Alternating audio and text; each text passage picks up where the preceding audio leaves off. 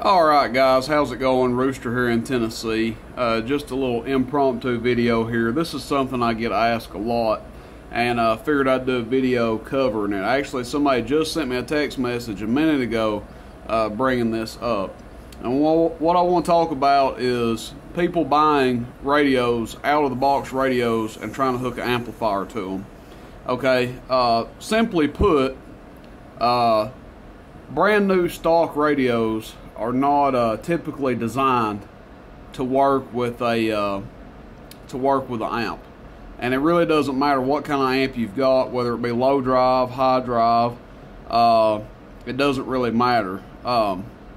Your typical stock low output radio, now we're not talking Strikers, Galaxies, stuff like that, your Cobras, your Unidens, some of the President radios, things of that nature. Stock out of the box, you're going to have a radio that dead keys or has a resting carrier of around 4 watts, sometimes 4.5 watts. And as far as the swing that it has, it's only going to swing to around 12 watts PEP, give or take. Sometimes more, sometimes less. So on an average power meter, it won't move forward at all. That's why a lot of times people buy amps and they hook it to a brand new radio. They got a Cobra 29 that they bought the truck stop, and they say, hey man, let's say they buy a RM Italy 503 HD or something. They say, hey, I'm not getting any swing with this amp. People tell me that I'm swinging backwards, or my audio's real pinched up and I'm not getting any forward swing.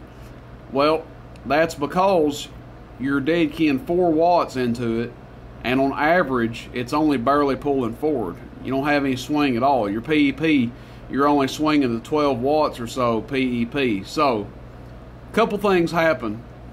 You will overdrive low drive amps because your dead key will be too high, but you also kind of be underdriving them at the same time because you're not swinging the proper amount of power into them.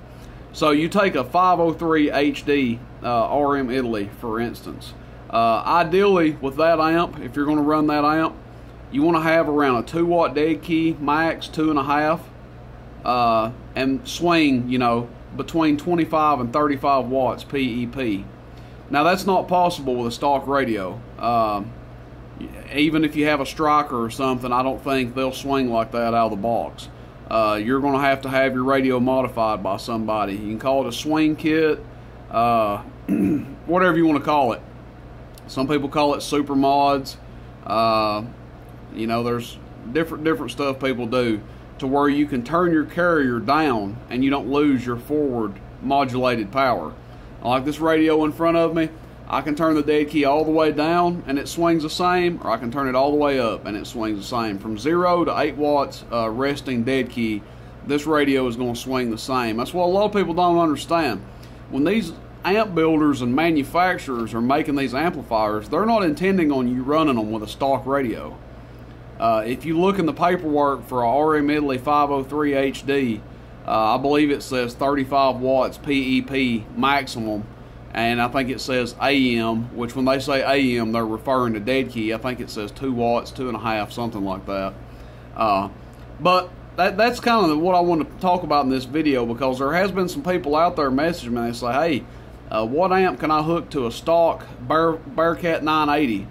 Or what amp can I hook to a stock Cobra 29? Well, you can hook an amp to it, but you're going to be, if you hook a low drive amp, you're going to be dead keying too much into it. If you hook a high drive amp, you're going to be significantly underpowering it. You're not going to be swinging enough power into it. Now that's like a RM Italy 203P.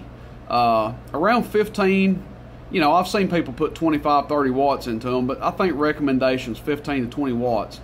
So you would be swinging an okay amount of power into it with a stock radio, but your dead key would still be way too high.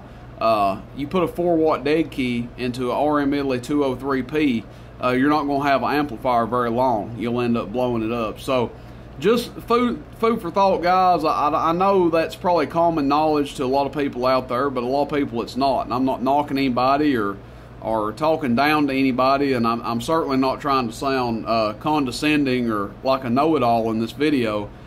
But when I get the same question over and over, I feel like it's time to make a video to address it. And if a fraction of the people see this video, then it's helped somebody out. So, like I said, when they're building these amplifiers, no one is intending on you running a stock radio into them. So, just plan on, when you buy a radio, paying somebody to modify it, or doing a little Googling and doing it yourself. A lot of this stuff's pretty easy to do. You don't have to be a rocket scientist to do it. I know a lot of these radio techs out here, they try to make CB radios seem like rocket science, and it's really not. A lot of these mods you guys could probably do yourselves and be just fine. So keep that in mind. If you're going to buy an amp, you buy a radio, just go ahead and factor in your budget that you're going to want to get that radio modified. That's why a lot of times it's just easier to buy one from somebody that's already done up, whether you're buying a new radio or a used radio. That way you don't have to worry about it. Alright guys, everybody have a good day. Rooster in Tennessee. I got to get back to packing packages. Questions, comments, complaints, let me know. Shoot me a text, 423-299-3535. Everybody take care. See you, bye.